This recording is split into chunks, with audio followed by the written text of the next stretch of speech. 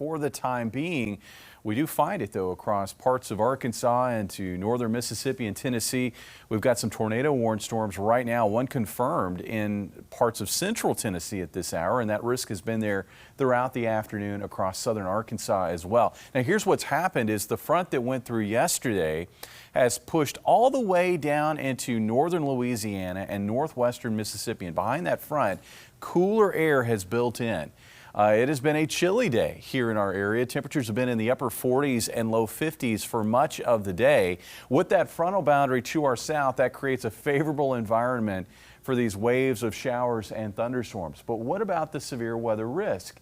Well, the severe weather risk is really going to be tied to higher instability that resides near and south of that frontal boundary. And right now we're sitting pretty where we are. But tomorrow, it looks like that front will lift back to the north. Now, the question is just how far north will that front move?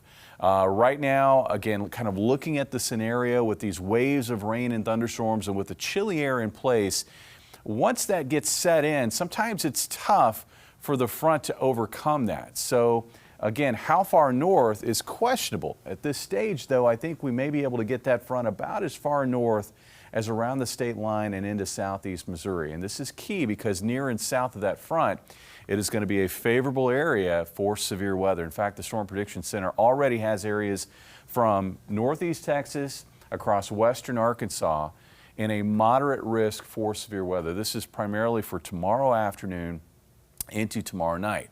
And again, in our area, locally, it looks like with that front positioned where I think it's going to be, areas closer to and south of the state line, we are going to have a higher risk of severe weather, a tornado risk. I think that risk for any tornadic weather will quickly drop off, though, as you head north of the state line because of that chillier air that's going to be in place at the surface. But again, areas from, say, Harrison up toward West Plains, including Alton, south of that line, we're going to have to watch out for the risk of severe weather tomorrow afternoon into the night tomorrow night. So let's take a look at the hour-by-hour forecast. Again, we're sort of going into a lull for much of the overnight hours. And can't say that there won't be some passing showers or a bit of drizzle, but look for the rain to return in earnest by sunrise tomorrow. And it looks like another big wave of rain and thunderstorms that will really continue on and off throughout the day into tomorrow night. That's that risk of severe weather pushing east across the area.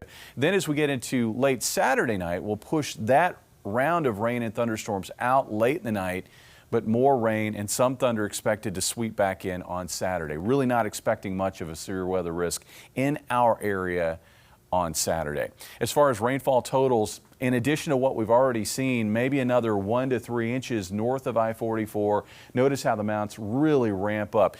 Wherever that front winds up tomorrow, that's going to be, I think, key to where also we will find the highest flash flood threat, because I think along and on the north side of that frontal boundary, that's where we're going to have training thunderstorms. So that ties in pretty well with where we see these higher rainfall totals of maybe 3 to as much as 6 additional inches in areas closer to and south of the state line. This is going to be a chilly pattern for a lot of us too.